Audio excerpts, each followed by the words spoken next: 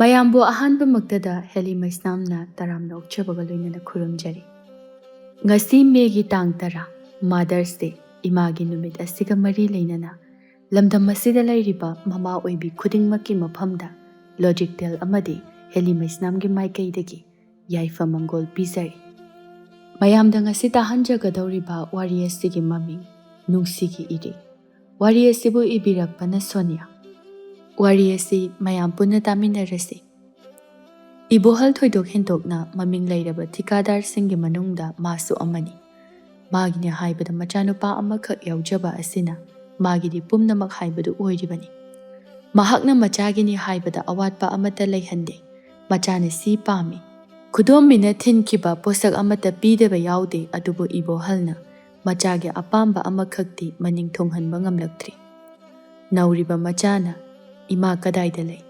ꯏꯃꯥ ꯀꯔꯝ ꯀꯥꯟꯗ ꯑꯩꯒꯤ ꯅꯥꯛꯇ ꯂꯥꯛꯀꯅꯤ? ꯏꯃꯥ ꯄꯤꯌꯨ, ꯏꯃꯥ ꯄꯤꯗ꯭ꯔꯕꯗꯤ ꯆꯥꯛ ꯆꯥꯔꯣꯏ ꯍꯥꯏꯕ ꯀꯌా ꯑꯁꯤꯅ ꯏꯕꯣꯍꯜꯗ ꯃꯩꯆꯥꯛ ꯀꯌꯥ ꯄꯤꯔꯤ꯫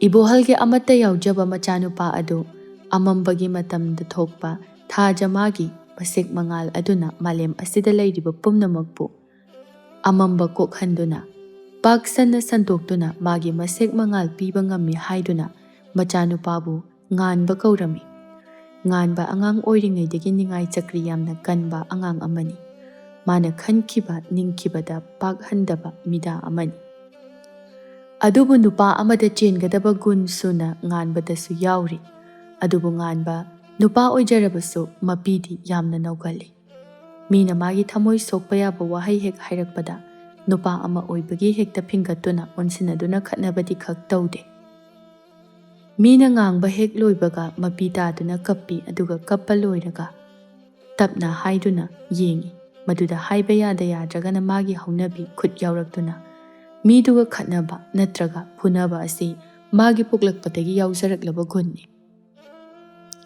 ꯉꯥꯟꯕꯒꯤ ꯑꯅꯝ ꯀꯟꯕ ꯍꯥꯏꯅ ꯇꯥꯟꯅꯕ ꯌꯥꯗꯕ ꯑꯁꯤꯅ ꯏꯕꯣꯍꯜ ꯑꯁꯨꯛꯀꯤ ꯃꯇꯤꯛ ꯋꯥꯕ ꯍꯥꯏꯕꯗꯨ ꯑꯣꯏꯔꯝꯃꯤ꯫ ꯏꯕꯣꯍꯜꯁꯨ ꯊꯕꯛꯅ ꯌꯥꯗꯗꯨꯅ ꯌꯨꯝꯗ ꯍꯜꯂꯛꯇꯕ ꯅꯨꯃꯤꯠꯁꯨ ꯑꯗꯨꯝ ꯌꯥꯎꯏ꯫ ꯏꯕꯣꯍꯜꯅ ꯌꯨꯝꯗ ꯍꯜꯂꯛꯇꯕ ꯅꯨꯃꯤꯠ ꯑꯁꯤ ꯉꯥꯟꯕꯁꯨ ꯌꯨꯝꯗ ꯂꯩꯇꯦ꯫ ꯑꯁꯨꯛ ꯆꯥꯎꯈ꯭ꯔꯕ ꯌꯨꯝ ꯑꯁꯤꯗ ꯃꯄꯥ ꯃꯆꯥꯇꯪ ꯂꯩꯕꯗ ꯃꯄꯥꯅ ꯍꯜꯂꯛꯇꯕ ꯅꯨꯃꯤꯠ ꯑꯗꯨ ꯉꯥꯟꯕ ꯃꯃꯥꯟꯅꯕꯒꯤ ꯃꯌꯨꯝ ꯑꯃꯗ ꯍꯦꯛꯇ ꯂꯩꯊꯣꯛꯏ꯫ ꯉꯥꯟꯕꯒꯤ ꯃꯑꯣꯡꯗꯨ ꯃꯄꯥꯅ ꯌꯥꯅꯤꯡꯂꯝꯗꯦ꯫ ꯀꯔꯤꯒꯨꯝꯕ ꯋꯥꯍꯩ ꯑꯃꯅ ꯊꯦꯝꯗꯨꯅ ꯋꯥꯔꯛꯂꯕꯁꯨ ꯉꯥꯟꯕꯗꯗꯤ ꯃꯄꯥꯅ ꯉꯥꯡꯂꯤ ꯁꯛꯂꯤꯕꯗꯨ ꯃꯥꯕꯨ ꯅꯨꯡꯁꯤꯗꯗꯨꯅ ꯉꯥꯡꯂꯤꯕꯅꯤ ꯁꯛꯂꯤꯕꯅꯤ ꯍꯥꯏꯅ ꯈꯜꯂꯝꯃꯤ꯫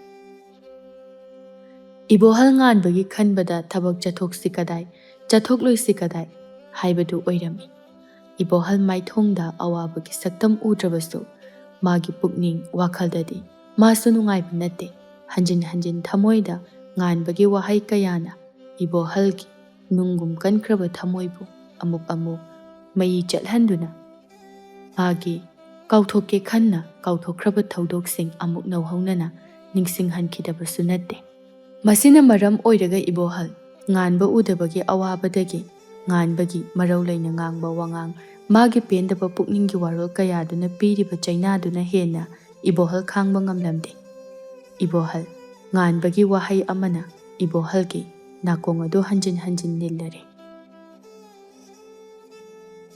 ꯏꯄꯥ ꯂꯩꯇꯕ ꯌꯨꯝꯁꯤꯗ ꯑꯩ ꯂꯩꯕ ꯍꯩꯅꯗꯦ꯫ ꯄꯥꯕꯨꯡꯗꯤ ꯅꯆꯥꯕꯨ ꯅꯨꯡꯁꯤꯕ ꯃꯁꯛ ꯈꯪꯕ ꯅꯠꯇꯦ꯫ ꯄꯥꯕꯨꯡꯗꯤ ꯊꯕꯛꯅ ꯂꯨꯏ ꯍꯥꯏꯗꯨꯅ ꯅꯆꯥꯕꯨ ꯍꯦꯛꯇ ꯍꯨꯟꯇꯣꯛꯂꯝꯕ ꯉꯝꯃꯤ꯫ ꯃꯤꯒꯤꯗꯤ ꯃꯆꯥꯅ ꯍꯦꯟꯅ ꯂꯨꯅ ꯈꯜꯂꯤ꯫ ꯏꯄꯥꯅ ꯅꯆꯥꯕꯨ ꯅꯨꯡꯁꯤꯕꯤꯗ꯭ꯔꯕꯁꯨ ꯑꯩꯒꯤ ꯑꯄꯣꯛꯄꯤ ꯏꯃꯥꯗꯨꯅꯗꯤ ꯑꯩꯕꯨ ꯌꯥꯝꯅ ꯅꯨꯡꯁꯤꯔꯝꯒꯅꯤ꯫ ꯃꯆꯥꯅ ꯃꯃꯥꯒꯤ ꯃꯤꯅꯨꯡꯁꯤ ꯈꯧꯔꯥꯡꯖꯕ ꯃꯇꯧ ꯑꯗꯨꯗ ꯏꯕꯣꯍꯜꯗ ꯍꯦꯟꯅ ꯍꯦꯟꯅ ꯆꯩꯅꯥ ꯄꯤꯔꯤ꯫ ꯏꯕꯣꯍꯜ ꯈꯟꯕ ꯌꯥꯕ ꯈꯜꯂꯕ ꯃꯇꯨꯡꯗ ꯉꯥꯟꯕꯕꯨ ꯕꯣꯔꯗꯤꯡꯗ ꯊꯝꯖꯤꯟꯈꯤ꯫ ꯏꯕꯣꯍꯜ ꯉꯥꯟꯕ ꯎꯗꯕꯒꯤ ꯑꯋꯥꯕ ꯀꯌా ꯈꯥꯡꯗꯨꯅ ꯆꯍꯤ ꯀꯌꯥ ꯅꯤꯜꯂꯛꯏ꯫ ꯉꯥꯟꯕꯁꯨ ꯕꯣꯔꯗꯤꯡꯗ ꯊꯥ 1-2 ꯑꯗꯥꯏꯗ ꯃꯄꯥꯒ ꯂꯥꯞꯅꯕꯒꯤ ꯄꯨꯛꯅꯤꯡ ꯅꯨꯡꯁꯤꯗꯨꯅ ꯌꯥꯝꯅ ꯀꯞꯂꯝꯃꯤ꯫ ꯑꯗꯨꯕꯨ ꯍꯧꯖꯤꯛꯇꯤ ꯃꯃꯥꯟꯅꯕ ꯀꯌꯥ ꯂꯣꯏꯅ ꯇꯤꯟꯅꯔꯛꯄꯅ ꯈꯔꯗꯤ ꯃꯄꯥꯒꯤ ꯋꯥꯈꯜꯗ ꯀꯞꯂꯝꯕꯗꯨ ꯐꯔꯝꯃꯤ꯫ ꯕꯣꯔꯗꯤꯡꯗꯨ ꯅꯨꯄꯥ ꯅꯨꯄꯤ ꯄꯨꯟꯅ ꯂꯩꯔꯝꯃꯤ꯫ ꯅꯨꯄꯥꯒ ꯅꯨꯄꯤꯒꯁꯨ ꯄꯨꯟꯅ ꯁꯥꯟꯅꯔꯝꯃꯤ꯫ ꯅꯨꯄꯤ ꯅꯨꯄꯥ ꯑꯃꯠꯇ ꯀꯣꯏꯅꯕ ꯇꯧꯔꯝꯗꯦ꯫ ꯑꯦꯛꯖꯥꯝ ꯃꯌꯥꯒꯤ ꯃꯌꯥꯝꯁꯤꯡ ꯑꯗꯨꯁꯨ ꯃꯥꯒꯤ ꯀꯥꯗ ꯂꯥꯏꯔꯤꯛ ꯄꯥꯅꯔꯝꯃꯤ꯫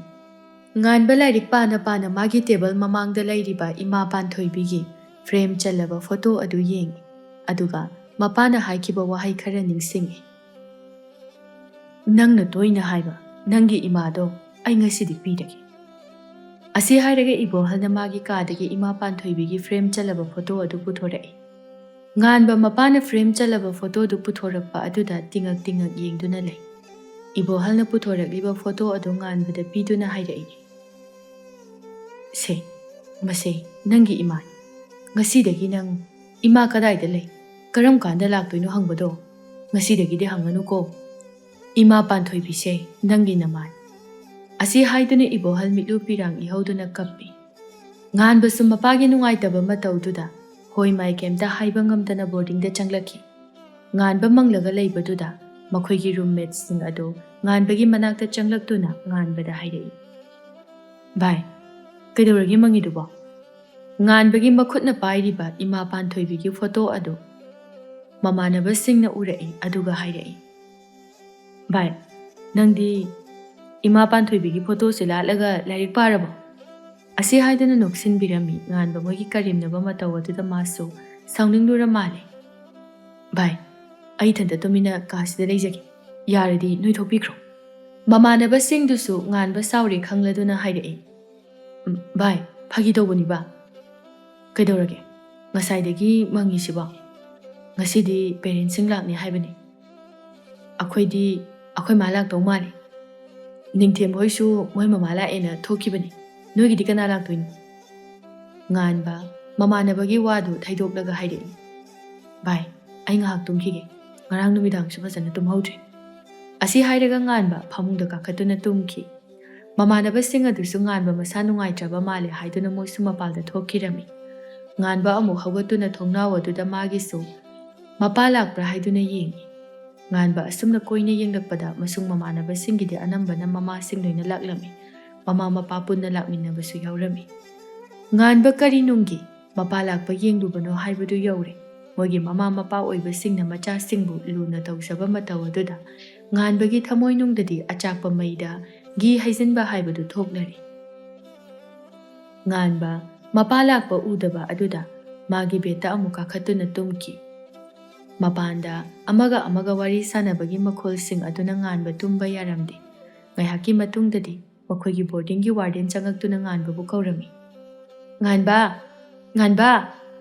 nei baba lai thoro. Nganba hiplambadagi mapa lakle pau tabadagi hatu haugatuna mapanda thoki. Ibohal machana thoglakpa aduda harauzarami.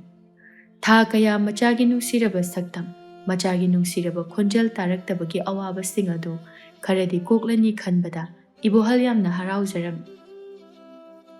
Nganba mapagi manakta change hek tawbaga mapagi wahai ama khangning ningsinglai. Nupa macha haibisidi khangba kangadaban. Haidokhiba wa ngakadaban. Tungi padam adu mangda thamduna isana confidence laina mai paknanaba hotnagadaban. Yariba makhai nang nasana nasa wahanaba singan. Oiroidabada amuk hana laknaroidaba posak ada maduda pukning lupsiloidaban. Nangi wakhal nangi pukning sontharakpa matamda ipagi wahai sing asina nangi thawna haibadu oyuko. Nganba wahai singdo ningsinglubadagi mapada haininglamba wahai adu mathamoida tapna phazilami. Aduga mapagi nakta changlai. Ibohal machagi maithongda tariba mami adu mapana chapchana khanglami adubu khangdaba saduna hairai. Nganba nangbu larik kayam paraba. Nganba mapada nukmi tawsaduna hairai. Pabo adum pari.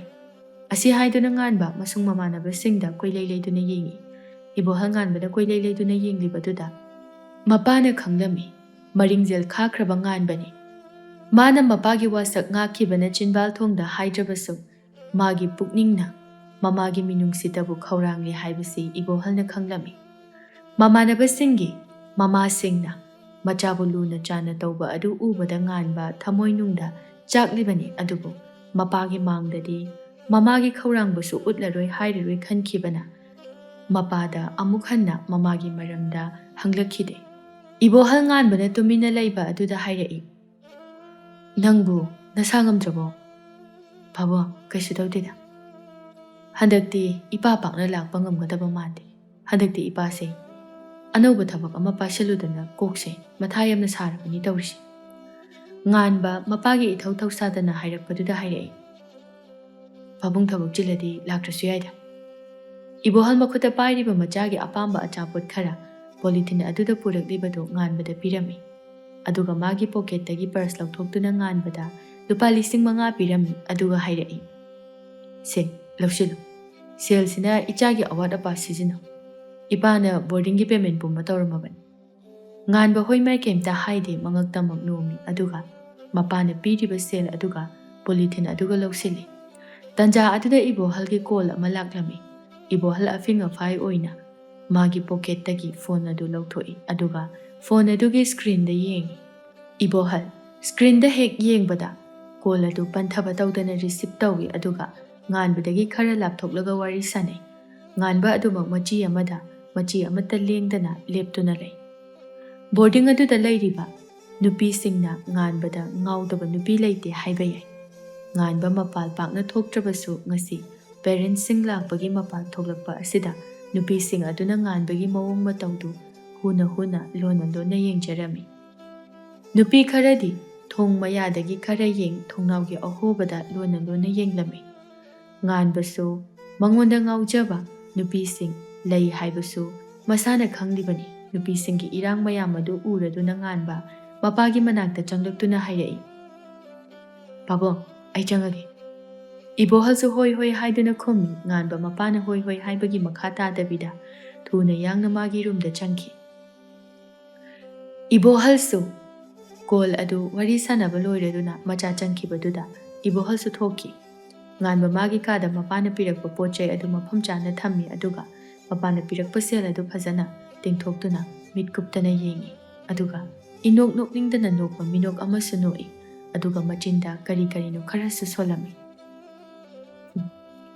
Kayam kuina sel sina aigi awatpa pension bangamgadori. Asi haiduna sel adu magi purse da hapchili. Tanja aduda mamanaba jagat lai hobusing adusu hatho nganbagi manak tamna chelai. Nganba mamanaba singna yamna phingna chelakpaduda hangi. Kaidawrage bai yam thuna jelai siba. Mamanaba singi maraktagi jelis kauba nupa amana sor maning mamang samnadana nganbada kaurai. Bai nang ekjangi baga Laisnaga chanuga do khanare hai akhodi khangaude hauji principal na makhoi ani da magi ka da la ona ta hobudagi moi ani khanai habagi maramda nangi oira mali nang su principal la kauru o hairakpadagi akhoi su nangi na nakta chelakpani sorga se maning mamang amata samnadre. Asi haiduna mamanaba singdu nganbagi table da lairiba bottle adu lauduna makhoi masel munaduna ising thaklami. Nganba kharaga sawning lairingai aduda amuke hena sawgatuna hoi mai kemta haida thoki. Mamanaba singdu nganbana hoi mai hairamdana thoki baduda makhoisu tapna inarai. Nganba principal gi room da changkhirami. Sir, aibu kobi babu. Asi haiduna nganba laisna chanuda mamit adu khana yengi. Nganbagi mityeng adu nupi ani duna suki ramani. Mamai sing adu non thakirami. Principal na nganbada hayai. Nganba nang makhoi ani si khangbra. Nganba makhoi da yengduna. Sir, ai khangde. Oh, phare. Ngasi hauji moi ani na nangi maramgi veranda da khanare. Adubu makhoi na khanari bado atai kari maramgi oiramde. Nangi maramgi oiram. Phare. Nang na khangde hairabani na nang changjaru. Exam gi lairik tawjaruro. Hoi sir. Asi hairaga nganba thoki principal adu nganba thokraba matungda laisna chanuda onsinduna wa hairai. Nakhoi anima pikta pikliba angang amata natraban. Exam na mangda taaduna lairaba matam asida noi anina lairik tapu changge laitada. Nupa amagidamakta khatnariba karigino. Ngasina last warning ni. Matung tabada masigumba thawdok ase hek thoalaba. School sidagi pirakpa punishment noi na sana yagadabani. Nakhoi ani wakhal tare ko. Ani do principal do na nganglakpaduda ikairaduna makop adu nonthaduna. Hoi sir. Yare. Noi shu na thau tawjaruro. Hoi sir. Asi hairaga ani do ikairaduna makop adu mak nonthaduna thoki. Ani do na thoklakpa aduda masa gi kada lairik paduna lairamba satra satri pumba thongnaw marumdagi lona yengnaduna lairami. Ani do mapan hek thorakpaga makok adu nongkhatuna amana amada mamit aduna khana yengnaduna lai.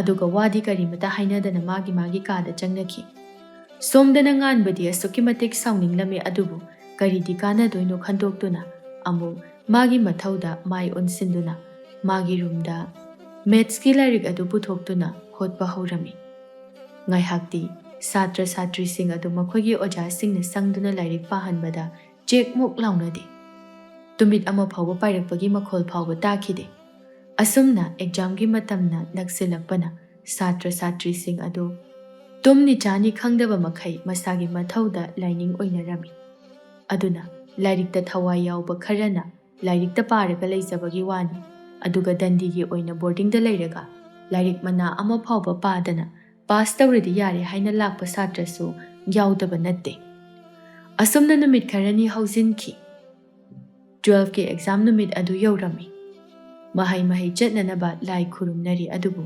ꯉꯥꯟꯕꯗꯤ ꯃꯈꯣꯏꯒꯤ ꯂꯥꯏ ꯈꯨꯔꯨꯝꯕꯗꯨ ꯌꯥꯎꯔꯝꯗꯦ꯫ ꯃꯥꯗꯤ ꯂꯣꯏꯁꯤꯟꯕ ꯂꯣꯏꯔꯗꯨꯅ ꯃꯥꯅ ꯂꯨꯅ ꯇꯧꯖꯔꯤꯕ ꯅꯨꯡꯇꯤꯒꯤ ꯗꯨꯛ ꯊꯥꯎꯃꯩ ꯊꯥꯗꯨꯅ ꯃꯃꯥꯃꯛꯅꯤ ꯈꯟꯖꯔꯤꯕ ꯃꯔꯣꯜ ꯊꯣꯛꯇ꯭ꯔꯕ ꯏꯃꯥ ꯄꯥꯟꯊꯣꯏꯕꯤꯒꯤ ꯑꯌꯦꯛꯄ ꯁꯛꯇꯝꯒꯤ ꯃꯨꯔꯇꯤ ꯑꯗꯨꯗ ꯃꯊꯃꯣꯏ ꯑꯗꯨ ꯆꯦꯠꯅ ꯅꯤꯡꯖꯔꯝꯃꯤ꯫ ꯑꯇꯩꯁꯤꯡꯒꯤ ꯃꯃꯥꯟꯅꯕ ꯃꯃꯥꯟꯅꯕꯤꯁꯤꯡꯒꯤꯗꯤ ꯃꯃꯥ ꯃꯄꯥ ꯂꯥꯛꯇꯨꯅ ꯃꯆꯥꯒꯤ ꯌꯥꯏꯐ ꯊꯧꯅꯤ ꯅꯤꯖꯅꯕ ꯂꯥꯛꯂꯝꯃꯤ꯫ ꯉꯥꯟꯕꯅ ꯊꯣꯛꯂꯛꯄꯗ ꯃꯈꯣꯏꯒꯤ ꯃꯃꯥ ꯃꯄꯥꯁꯤꯡꯅ ꯃꯆꯥꯁꯤꯡꯒꯤꯗꯃꯛ ꯌꯥꯏꯐ ꯊꯧꯅꯤ ꯅꯤꯖꯕ ꯂꯥꯛꯄꯗꯨ ꯉꯥꯟꯕ ꯃꯉꯣꯟꯗꯗꯤ ꯀꯔꯦꯝꯅꯕ ꯅꯣꯛꯅꯕꯤꯕꯒ ꯆꯞ ꯃꯥꯟꯅꯈꯤ꯫ ꯉꯥꯟꯕ ꯉꯥꯏꯍꯥꯛ ꯂꯥꯛꯅꯔꯤꯕ ꯄꯦꯔꯦꯟꯠꯁꯤꯡꯗ ꯇꯤꯡꯉꯛ ꯌꯦꯡꯗꯨꯅ ꯂꯩ ꯑꯗꯨꯕꯨ ꯉꯥꯟꯕꯒꯤ ꯅꯨꯡꯁꯨꯛ ꯅꯨꯡꯖꯥꯅꯕ ꯃꯇꯧꯗꯨ ꯂꯩꯁꯅꯥꯒꯤ ꯃꯃꯥꯅ ꯉꯥꯟꯕꯒꯤ ꯃꯑꯣꯡ ꯑꯗꯨ ꯌꯦꯡꯗꯨꯅ ꯂꯩ, ꯑꯗꯨꯒ ꯑꯃꯨꯛ ꯉꯥꯟꯕꯕꯨ ꯃꯃꯥꯡꯗ ꯎꯈꯤꯕꯒꯨꯝꯅ ꯉꯛꯆꯥꯟꯅꯅ ꯌꯦꯡꯗꯨꯅ ꯂꯩ꯫ ꯉꯥꯟꯕꯅ ꯌꯦꯡꯊꯣꯛꯄꯗ ꯂꯩꯁꯅꯥꯒꯤ ꯃꯃꯥꯒ ꯃꯤꯆꯥꯟꯅꯈꯤ꯫ ꯉꯥꯟꯕ ꯂꯩꯁꯅꯥꯒꯤ ꯃꯃꯥꯅ ꯃꯉꯣꯟꯗ ꯃꯨꯟꯅ ꯌꯦꯡꯗꯨꯅ ꯂꯩꯕꯗꯨꯗ ꯃꯁꯥꯗꯨ ꯏꯍꯩ ꯍꯩꯅꯤꯡꯗ꯭ꯔꯗꯨꯅ ꯊꯨꯅ ꯌꯥꯡꯅ ꯊꯣꯛꯈꯤꯔꯝꯃꯤ꯫ ꯃꯦꯝꯊꯣꯏ ꯉꯥꯟꯕꯅ ꯍꯦꯛ ꯊꯣꯛꯈꯤꯕꯒ ꯂꯩꯁꯅꯥꯗ ꯍꯥꯏꯔꯛꯏ, "ꯕꯦꯝꯃ, ꯍꯧꯖꯤꯛꯀꯤ ꯅꯨꯄꯥ ꯑꯃ ꯊꯣꯛꯈꯤꯕꯗꯨꯕꯨ ꯅꯈꯣꯏꯒꯤ ꯀ꯭ꯂꯥꯁꯃꯦꯠꯂꯣ?" ꯂꯩꯁꯅꯥ ꯃꯃꯥꯅ ꯉꯥꯟꯕꯒꯤ ꯃꯔꯝꯗ ꯍꯪꯂꯛꯄꯗꯨꯗ ꯂꯩꯁꯅꯥ ꯏꯀꯥꯏꯁꯅꯗꯨꯅ ꯍꯥꯏꯔꯛꯏ, "ꯍꯣꯏ ꯏꯃꯥ, ꯂꯥꯏꯔꯤꯛꯇ ꯊꯋꯥꯏ ꯌꯥꯝꯅ ꯌꯥꯎꯕꯅꯤ." "ꯑꯣ, ꯑꯗꯣ ꯀꯩꯅꯣ ꯃꯥꯒꯤ ꯃꯃꯥ ꯃꯄꯥꯗꯤ ꯂꯥꯛꯇꯕ ꯖꯥꯠꯂꯣ? ꯑꯉꯥꯡꯗꯣ ꯑꯦꯛꯖꯥꯝ ꯅꯨꯃꯤꯠꯁꯤꯗ ꯃꯊ꯭ꯋꯥꯏꯁꯨ ꯌꯥꯝꯅ ꯅꯨꯡꯉꯥꯏꯇꯕ ꯃꯥꯜꯂꯤꯅꯦꯍꯦ." "ꯈꯪꯗꯦ ꯏꯃꯥ, ꯑꯗꯨꯗꯤ ꯃꯣꯏꯒꯤ ꯃꯃꯥꯗꯣ ꯂꯩꯇ꯭ꯔꯦꯁꯨ ꯍꯥꯏꯕꯅꯤ, ꯑꯗꯨ ꯈꯪꯗꯦꯗ, ꯕꯣꯔꯗꯤꯡꯁꯤꯗ ꯍꯦꯛ ꯂꯥꯛꯄꯗꯒꯤ ꯅꯣꯡꯃꯇ ꯃꯣꯏꯒꯤ ꯕꯕꯥ ꯅꯠꯇꯅ ꯃꯣꯏꯒꯤ ꯃꯃꯥꯗꯤ ꯂꯥꯛꯄ ꯎꯗꯤꯌꯦ." "ꯃꯄꯥꯗꯨꯗꯤ ꯉꯁꯤ ꯂꯥꯛꯇꯕ ꯖꯥꯠꯂꯥ?" "ꯈꯪꯗꯦ ꯏꯃꯥ, ꯂꯥꯛꯄ ꯎꯗꯦ."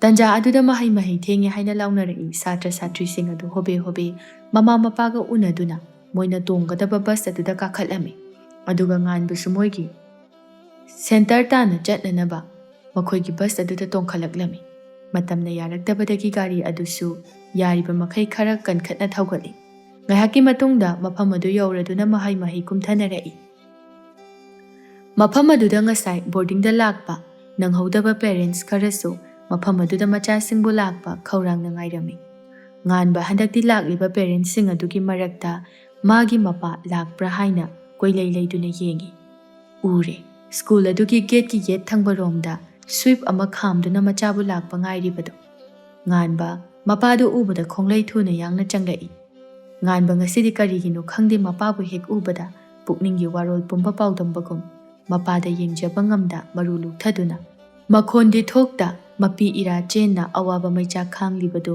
ꯏꯕꯣꯍꯜꯅ ꯈꯪꯂꯝꯃꯤ꯫ ꯑꯗꯨꯒ ꯍꯥꯏꯔꯛꯏ, "ꯉꯥꯟꯕ, ꯀꯩꯗꯧꯔꯒꯦ ꯅꯪꯕꯣ? ꯏꯄꯥꯅ ꯏꯆꯥꯕꯨ ꯊꯦꯡꯅ ꯎꯅꯕ ꯂꯥꯛꯑꯦ ꯍꯥꯏꯗꯨꯅ ꯁꯥꯎꯔꯤꯕ꯭ꯔꯣ ꯅꯪꯒꯤꯁꯤꯕꯣ?"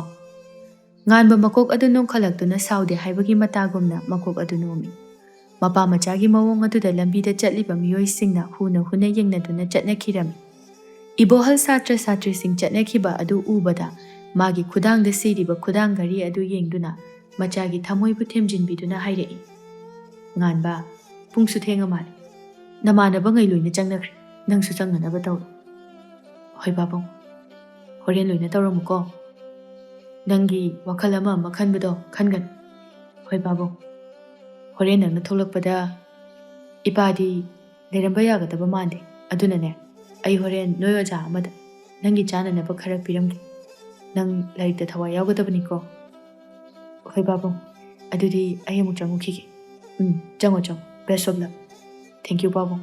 ꯑꯁꯤ ꯍꯥꯏꯔꯒ ꯉꯥꯟꯕ ꯆꯪꯈꯤꯔꯝꯃꯤ꯫ ꯏꯕꯣꯍꯜꯁꯨ ꯃꯆꯥꯅ ꯆꯠꯈꯤꯕ ꯃꯥꯏꯀꯩ ꯑꯗꯨ ꯌꯦꯡꯗꯨꯅ ꯂꯩꯍꯧꯏ꯫ ꯑꯁꯨꯝꯅ ꯃꯇꯝ ꯃꯥꯅ Sum khamba ngamdana chatkhibana ngasidi aroiba exam numit adu oirami. Mahai exam thaba loinaduna mayumda handanaba loisinarami. Nganbasu mapi marol sing adu magi bekta hapchilami. Ningthem jelisu loiduna nganbagi manakta changai aduga ningthemna hairai. Nganba, noi pabung lae haibro? Lambida lae haibani. Noi anigidi lakdribo.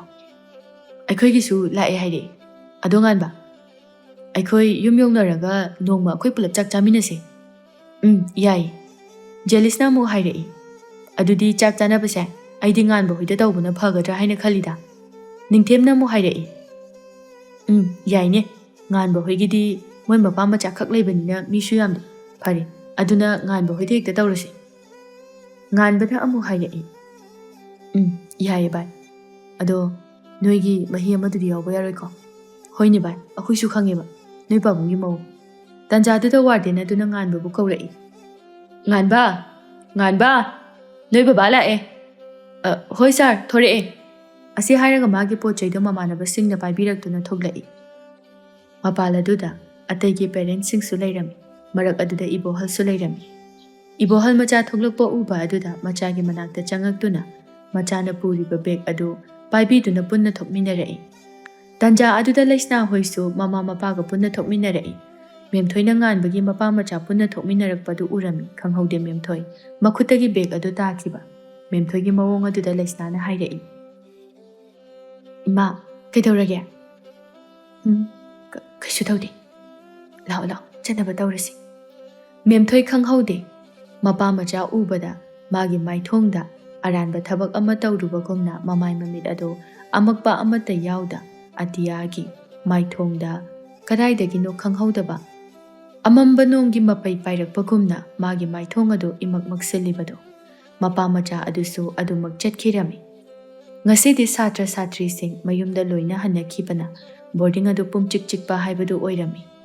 Nganba mayumda hek yawbaga masa adu chokthai haiduna bathroom da iru maithajananaba tawrami. Tanja aduda ibohalna machagi kada changaktuna hairai. Nganba, nangbu irujathoke hairibro? Hoi babu. Phare lujatho. Ibane horen iba icha chananaba injang leirukhige. Hoi babu. Asi hairaga ibohal thokhirami. Nganbasu bathroom da tawel ama setuna changkhirami. Somdana memthoi macha halakle haibagi nungaiba phawdabagum masa mathanta magi kagi nakalda leiriba sofaduda phamduna chinta puba misak amagumna ungduna phamli. Aduga machinda kari no kharasu murum soli. Aina chingnaraklibasi chumlidana. Karigino. Ira leiraba misak amagumna aina ichilasibu kangthokpa ngamdriba. Ai sibu tasengna ira leiraba misak haibadu oirabra. Tanja aduda premsu changlaktuna memthoina manglaga leiba aduda magi manakta changsilaktuna haye.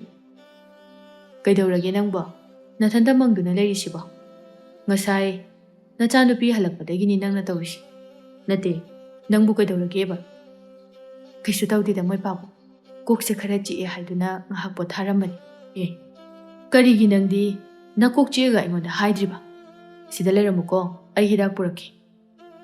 Yarani da moi pabu. Ai horen tapna charagi. Haujikti ai ngahak pothakigi. Phare. Adudi ngahak tumina potharuko. Ai sune. Icha laisnaga horen dine injang leirukigi. Hoi. Asi hairaga prem su thokhirami. Memthoi amuk wakhalda chapyungna lepkhri. Nganbabu amuktang thingnaduna wari sage haina. Asumna matam asi sum haukhibana. Numidangi matam haibadu oirami. Ibohal nganba mapa macha punna chak thongminaba loiraduna dining table aduda chak adu puthokminaduna punna chaminarami. Aduga ibohalna hairai. Nangbu kari tamgene khalige? Natraga general line da oina dum tawgi khalibra? Babo, aidi computer engineering di tamningi. Good. Madudi nupagi chapchaba thabak. Ipanasu madu tawhaningi. Exam hek haidokpaga ipana ichabu mapanda soidan tamhangani. Nganba mapagi wahai aduda apenba haibadu oirami. Asumna ꯆꯌꯣꯜ ꯑꯃ ꯍꯧꯈꯤꯔꯝꯃꯤ. ꯅꯨꯡꯊꯤꯜꯒꯤ ꯄꯨꯡ 3 ꯇꯥꯔꯛꯂꯝꯃꯤ. ꯅꯤꯡꯊꯦꯝ ꯖꯦꯂꯤꯁ ꯉꯥꯟꯕ ꯃꯈꯣꯏ ꯄꯨꯟꯅ chicken ꯁꯦꯟꯇꯔꯗ ꯂꯥꯛꯂꯝꯃꯤ. ꯇꯟꯖꯥ ꯑꯗꯨꯗ ꯃꯦꯝꯊꯣꯏꯁꯨ ꯊꯕꯛ ꯑꯃꯒꯤ ꯂꯥꯛꯂꯝꯃꯤ. ꯃꯦꯝꯊꯣꯏꯅ ꯉꯥꯟꯕꯕꯨ ꯎꯔꯛꯏ. ꯃꯦꯝꯊꯣꯏꯅ ꯉꯥꯟꯕꯕꯨ ꯎꯕꯗ ꯃꯥꯒꯤ ꯒꯥꯔꯤ ꯑꯗꯨ ꯕ꯭ꯔꯦꯛ ꯈꯪꯐꯥ ꯐꯥꯗꯨꯅ ꯈꯥꯝꯃꯤ ꯑꯗꯨꯒ ꯃꯈꯣꯏꯒꯤ ꯃꯅꯥꯛꯇ ꯆꯪꯂꯛꯏ. ꯉꯥꯟꯕ ꯈꯣꯏꯁꯤ ꯃꯦꯝꯊꯣꯏ ꯆꯪꯂꯛꯄꯗꯨꯗ ꯃꯈꯣꯏ ꯃꯁꯦꯜ ꯌꯦꯡꯅꯩ ꯑꯗꯨꯒ ꯖꯦꯂꯤꯁꯅ ꯍꯥꯏꯔꯛꯏ. ꯑꯁꯤꯗꯤ ꯂꯩꯁꯅꯥꯒꯤ ꯃꯃꯥꯅꯤꯅꯦ. ꯃꯥꯒꯤꯁꯤꯕꯨ ꯉꯥꯟꯕ ꯅꯪꯉꯣꯟꯗꯁꯨ ꯃꯨꯟꯅ ꯌꯦꯡꯕꯒꯨꯝ ꯇꯧꯏ. ꯅꯤꯡꯊꯦꯝꯅ ꯑꯃꯨꯛ ꯍꯣꯏꯅꯦ ꯃꯆꯥꯅꯨꯄꯤꯒꯤ ꯃꯔꯝꯗ ꯉꯥꯟꯕꯗ ꯆꯩꯕ ꯂꯩꯖꯥꯠꯂꯥ? ꯉꯥꯟꯕꯅ ꯑꯃꯨꯛ ꯃꯈꯣꯏ ꯑꯅꯤꯗ ꯌꯦꯡꯂꯛꯇꯨꯅ ꯌꯥꯔꯦ ꯇꯨꯃꯤꯟ ꯂꯩꯔꯣ. ꯃꯦꯝꯊꯣꯏꯁꯨ ꯃꯈꯣꯏꯒꯤ ꯃꯅꯥꯛ ꯌꯧꯁꯤꯜꯂꯛꯂꯗꯨꯅ ꯍꯥꯏꯔꯛꯏ. ꯉꯥꯟꯕ ꯍꯥꯏꯔꯤꯁꯤ ꯏꯕꯨꯡꯉꯣ ꯅꯪ ꯅꯠꯇ꯭ꯔꯥ? ꯑꯍꯨꯝꯗꯨ ꯌꯦꯡꯅꯗꯨꯅ ꯂꯩ. ꯉꯥꯟꯕꯅ ꯍꯥꯏꯔꯛꯏ. ꯍꯣꯏ ꯏꯃꯥ. ꯑꯣ ꯏꯃꯥꯁꯦ ꯅꯪꯉꯣꯟꯗ ꯋꯥ ꯈꯔ ꯍꯥꯏꯒꯦ ꯇꯧꯕꯅꯤ. ꯌꯥꯔꯒꯗꯤ ꯑꯁ꯭ꯋꯥꯏ ꯄꯥꯎꯊꯣꯛꯁꯤꯔ ꯏꯕꯨꯡꯉꯣ? ꯍꯣꯏ ꯏꯃꯥ. ꯑꯅꯤꯗꯨꯗꯤ ꯄꯨꯡꯉꯛ ꯉꯛꯄ ꯍꯥꯏꯕꯗꯨ ꯑꯣꯏꯔꯝꯃꯤ. ꯑꯁꯤ ꯍꯥꯏꯔꯒ ꯉꯥꯟꯕ ꯃꯦꯝꯊꯣꯏꯅ ꯃꯤ ꯈꯔ ꯂꯩꯇꯕ ꯃꯐꯝ ꯌꯦꯡꯗꯨꯅ ꯃꯦꯝꯊꯣꯏꯅ ꯍꯥꯏꯔꯛꯏ. ꯉꯥꯟꯕ ꯅꯪꯅ ꯑꯩꯈꯣꯏ ꯂꯩꯁꯅꯥꯁꯦ ꯏꯆꯝ ꯆꯝꯅ ꯈꯜꯂꯤ ꯍꯥꯏꯕ ꯏꯃꯥ ꯈꯪꯉꯤ. ꯏꯃꯥꯅ ꯍꯥꯏꯕꯤꯔꯤꯕꯁꯤꯕꯨ ꯏꯃꯥ ꯂꯣꯏꯅ ꯈꯪꯉꯤ. ꯑꯗꯨꯕꯨ ꯂꯩꯁꯅꯥꯅꯗꯤ ꯅꯪꯕꯨ ꯅꯨꯡꯁꯤꯖꯩ. ꯑꯗꯨꯕꯨ ꯏꯆꯥꯅ ꯂꯩꯁꯅꯥꯕꯨꯗꯤ ꯏꯆꯝ ꯆꯝꯅ ꯈꯜꯂꯤ. ꯃꯗꯣ ꯏꯃꯥꯒꯤꯁꯨ ꯑꯄꯥꯝꯕꯅꯤ. ꯏꯃꯥꯅ ꯍꯥꯏꯅꯤꯡꯂꯤꯕꯁꯤꯕꯨ ꯑꯩꯅ ꯍꯥꯏꯅꯤꯡꯂꯤꯕꯁꯦ ꯑꯇꯩ ꯀꯔꯤꯁꯨ ꯅꯠꯇꯦ. ꯃꯦꯝꯊꯣꯏ ꯑꯃꯨꯛ ꯇꯨꯃꯤꯟ ꯂꯩ ꯑꯗꯨꯒ ꯃꯃꯤꯠ ꯑꯅꯤꯗꯒꯤ ꯄꯤꯔꯥꯡ ꯏꯍꯧꯔꯛꯂꯝꯃꯤ. ꯑꯗꯨꯒ ꯑꯃꯨꯛ ꯈꯜꯂꯤ. ꯑꯩꯕꯨ ꯀꯔꯝꯅ ꯏꯆꯤꯜꯁꯤꯅ ꯍꯥꯏꯔꯤꯁꯤꯒꯦ? ꯏꯃꯥ ꯀꯩꯗꯧꯔꯒꯦ? ꯀꯩꯁꯨ ꯇꯧꯗꯦ. ꯏꯕꯨꯡꯉꯣꯒꯤ ꯏꯃꯥ ꯄꯥꯕꯨꯡꯗꯤ ꯀꯔꯤ ꯀꯔꯤ ꯃꯤꯡ ꯀꯧꯕ? ꯉꯥꯟꯕ ꯃꯃꯥ ꯄꯜꯂꯛꯄꯗꯨꯗ ꯃꯁꯥꯗꯨ ꯈꯣꯏꯔꯥꯡ ꯈꯣꯏꯁꯥꯎꯅꯔꯝꯃꯤ ꯑꯗꯨꯒ ꯍꯥꯏꯔꯛꯏ. ꯑꯩꯒꯤ ꯄꯥꯕꯨꯡꯒꯤ ꯃꯃꯤꯡꯅ ꯏꯕꯣꯍꯜ. ꯍꯥ ꯏꯕꯣꯍꯜ ꯍꯥꯏꯕ? ꯑꯗꯨꯒ ꯏꯃꯥꯗꯤ ꯂꯩꯈꯤꯗ꯭ꯔꯦ ꯍꯥꯏ. ꯀꯔꯝꯅ? ꯈꯪꯗꯦ ꯑꯩꯈꯣꯏ ꯄꯥꯕꯨꯡꯅ. ꯑꯩꯈꯣই ꯄꯥꯕꯨꯡꯗꯤ ꯑꯩꯅ ꯏꯃꯥꯒꯤ ꯃꯔꯝꯗ ꯍꯪꯕ ꯈꯨꯗꯤꯡꯒꯤ ꯌꯥꯝꯅ ꯁꯥꯎꯏ. ꯀꯔꯤꯒꯤ ꯁꯥꯎꯔꯤꯕ? ꯈꯪꯗꯦ. ꯄꯥꯕꯨꯡꯅ ꯑꯩꯒꯤ ꯏꯃꯥꯗꯤ ꯄꯥꯟꯊꯣꯏꯕꯤ ꯏꯃꯥꯅꯤ ꯍꯥꯏꯅ ꯍꯥꯏ. ꯍꯥ? ꯃꯦꯝꯊꯣꯏ ꯍꯟꯗꯛꯇꯤ ꯃꯊꯃꯣꯏꯗ ꯂꯣꯠꯁꯤꯟꯗꯨꯅ ꯈꯥꯡꯗꯨꯅ ꯂꯩꯕ ꯉꯝꯂꯛꯇꯕ ꯍꯥꯏꯕꯗꯨ ꯑꯣꯏꯈ꯭ꯔꯦ. ꯃꯆꯤꯟꯗꯒꯤ ꯅꯤꯡꯉꯝꯗꯕ ꯄꯤꯔꯥꯡꯒ ꯏꯔꯣꯏꯅꯅ ꯃꯈꯣꯜ ꯊꯣꯛꯅ ꯏꯃꯥꯒꯤ ꯏꯕꯨꯡꯉꯣ ꯉꯥꯟꯕ. ꯉꯥꯟꯕ ꯃꯦꯝꯊꯣꯏꯒꯤ ꯋꯥꯍꯩꯗꯨꯗ ꯃꯃꯤꯠ ꯑꯗꯨ ꯂꯥꯎꯊꯣꯔꯛꯇꯨꯅ ꯈꯪꯅꯤꯡꯕ ꯑꯃꯒ ꯂꯣꯏꯅꯅ ꯀꯔꯤ ꯍꯥꯏꯕ? ꯃꯥꯅꯦ ꯑꯩꯁꯦ ꯏꯔꯥꯜ ꯂꯩꯔꯕꯤ ꯃꯃꯥ ꯍꯥꯏꯕꯗꯨ ꯑꯣꯏꯔꯕꯅꯤ. ꯏꯃꯥꯡꯗ ꯏꯆꯥꯅ ꯂꯦꯞꯄꯕ ꯐꯥꯎꯕꯗ ꯏꯆꯤꯜꯁꯤꯅ ꯄꯦꯟꯅ ꯏꯃꯥꯒꯤ ꯏꯕꯨꯡꯉꯣ ꯍꯥꯏꯕ ꯉꯝꯖꯗ꯭ꯔꯕꯤ ꯃꯃꯥꯅꯦ ꯃꯃꯥ. ꯀꯩꯅꯣ ꯍꯥꯏꯁꯤꯕ ꯏꯃꯥ? ꯑꯩꯕꯨ ꯑꯃꯨꯛꯇ ꯋꯥꯈꯜ ꯇꯥꯍꯟꯕꯤꯌꯨ. ꯑꯩꯁꯦ ꯅꯪꯕꯨ ꯍꯦꯛ ꯄꯣꯛꯄꯤ ꯅꯪꯒꯤ ꯅꯃꯥꯅꯦ. ꯍꯥ? ꯅꯪꯕꯨ ꯑꯩꯒꯤ ꯏꯃꯥ? ꯃꯥꯅꯦ.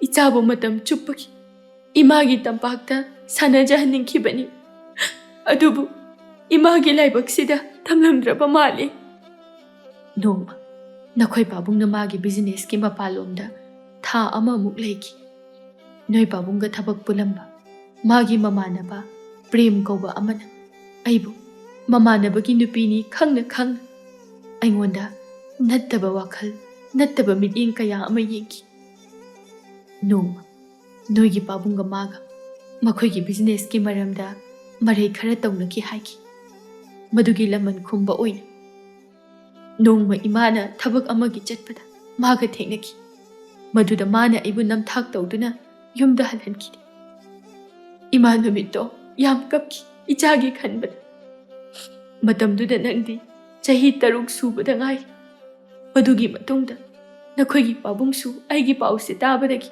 yumda thoklaki haiba pau taki madugi matung nakoi pabungna aibu thiba lakani haina khanki adubu nakoi pabungdi lakhidi aisu ikhong ase thangtuktuna yumaduda ichabu yengjagi haina yengjaba phawba phangde adu nahan noigi exam loibagi noi pabungna nangbu lawba lakpaduda imana khang nangse aigi icha nganbani haiba nganbaso mamagi ningamdaba waridu tabada mabukningda nungsiduna khonjelada nik nik launa hairei ima kasidi Nacha peli. Imagi saktambu uba phangdana adumak punsise loiragatra khalluba punsise adubu ngasidi aigi ningbu thungjari.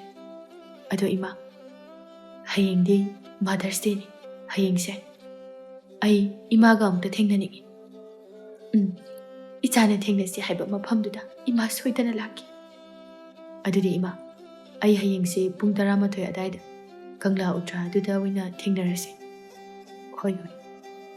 Ai ngasidi imanaba hoi yaubunina kuina imaga wari sanaba yararoi. Pabungsu halakpagi matam oire. Hoi hoi. Imasu amuk yauragi. Hoi ma. Asi hairaga memthoi jatkirami nganbusu mamagi maikai yengna lehau. Asumna nganbagi wari pomba mamanaba singda tamnami. Mamanaba sing adusu angakpa haibadu oirami. Asumna numit ado pendaba ningamdaba haiba numit adu loikiba khanghaude. Mathangi numitni ayuki pung 11 khara helami. Hainakibagi matung ina nganba mamabu kamnada lakpa ngairami. Memthoisu ikuitana laglami. Nganbana oiromda chatlaga leiba set amada changlami. Memthoina uri. Tebeldugi mathakta leiriba cake aduda thariba mayek adu. Happy Mother's Day. Memthoi machagi nungsiba mataw aduda mamitagi mapi takiba khanghaude aduga mapi sing adu taithoi. Nganbana harauna. Ima lao. Cake sa kakpiro aduga nachabu yaifa thauza bibiram. Machagi wahai kharaduna memthoigi thamoidi puba ngamlamdi. Memthoisu machana haibagi matungina cake adu kaklami aduga cake adu mama macha inaduna yamna nungsinana yengnaduna amuk pukning ningsibagum mamitagi mapisu sintharaknami. Amuk nganbana hairai. Ima ngasidi imadagi kainumta nizari. Kari nige haibana. Mamadagi machana apamba aningba haidana kanada haigani. Hai isagi apamba imana piba ngamba oiragani. Imana ichagi damakta amada khaktana pigani. Ima aina he gyan tarakpadagi ngasi phau ichilasina ima haina kanagi mafamdasu hairaktri. Adubu ngasidi imana nachagi awaba khara makhaidi kokhanbi.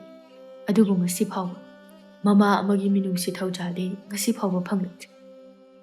Ngasidi nachada imagi nungshi irikna nachabu amukta awaba ipak asidagi kanbiyo. Imagi bungo asi hairaga machabu mathada chejet konsinbi.